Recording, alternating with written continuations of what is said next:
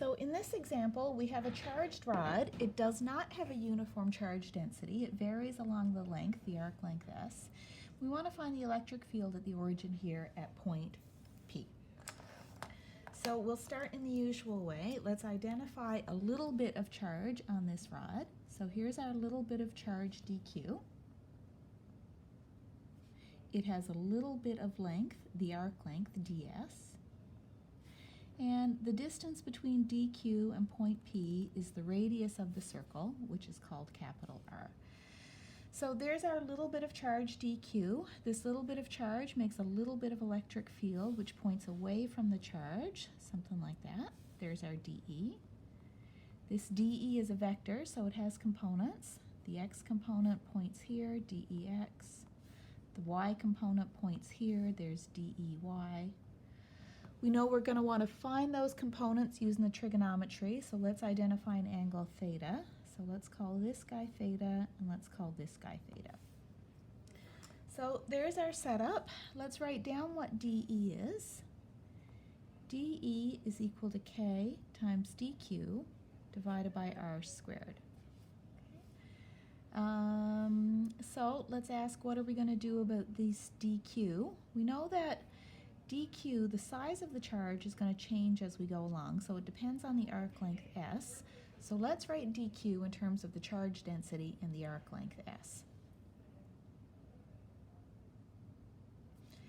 So dq equals lambda times the element ds. Lambda is equal to a times the position s times ds. Now one extra little step.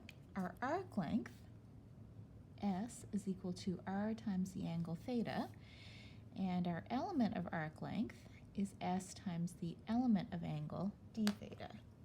So then dq is equal to a times r, that's r squared, times theta times d theta. So then our dE is k times a times r squared theta d theta divided by r squared. We see that those r squareds canceled. So there's our electric field element dE. We know we need to find the components. Let's do dEx first. dEx is opposite our angle, so we'll need to use sine theta. dEx equals dE times sine theta. I'll write that part in. Now let's fill in what we had for our dE. K times a is some constant, times our r squared cancels. We've got theta times d theta times sine theta.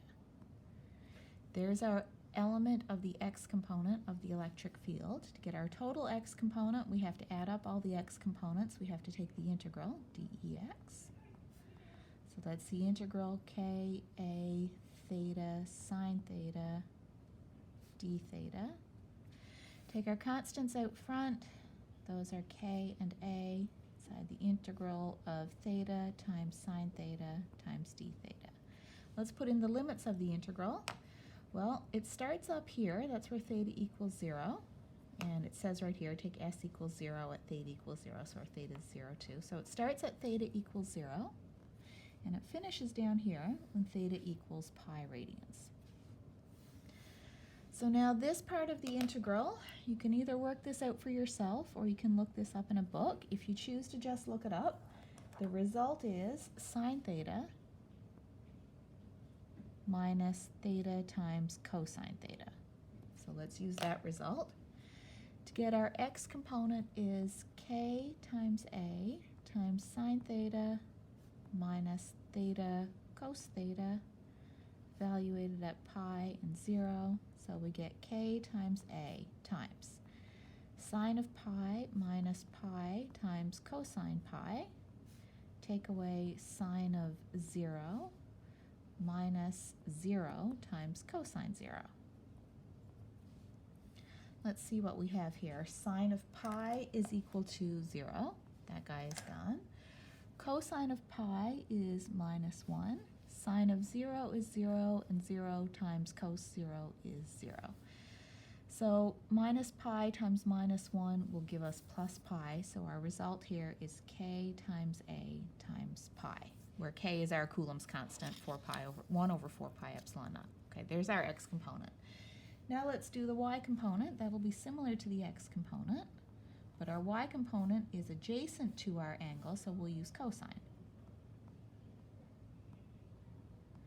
So we'll fill in our dE, k times a times theta d theta times cos theta. Then to get our total y component, now if this were a uniformly charged rod, we would expect that our y component, which is the integral of the dEy, we'd expect that to be 0, because every element from the top half would make an electric field that points down. Every element from the bottom half would make an electric field that points up.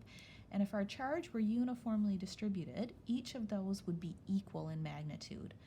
But our charge is not uniformly distributed. The charge here is 0, the charge here is big, so we get more charge on the bottom half of the ring. Ultimately, our y component is going to point upwards, so that's good to keep in mind. So the integral of dEy is the integral of k times a times theta d theta cos theta. Take our constants out front, k times a, put our limits in there between 0 and pi. Again, you can work out this integral for yourself, or you can just look the result up. So the result of this guy is equal to cos theta plus pi times sine theta. Okay, so there's our result for that integral. Let's use that result, and we get k times a times. So pi times cosine pi, just cosine pi, so cosine pi plus pi times sine pi minus cosine 0 plus 0 times sine 0. So let's see what's what here. Cosine of pi, that's minus 1. Sine of pi, that's 0. Cos of 0 is 1. 0 times sine 0 is 0, so this whole expression is minus 1 equals minus 2, so minus 2k times a. So when we did our integral, it gave us a negative result, but we know the answer has to be positive because we know the charge down here is bigger and ultimately it has to point up. So there's our components. Now let's finish by writing down the electric field as a vector. The electric field is the x component, k times a times pi, that's in the x direction. And the y component, positive because we know it points up, k times a j. So there's our electric field due to that half of a charged arc with non-uniform linear charge density.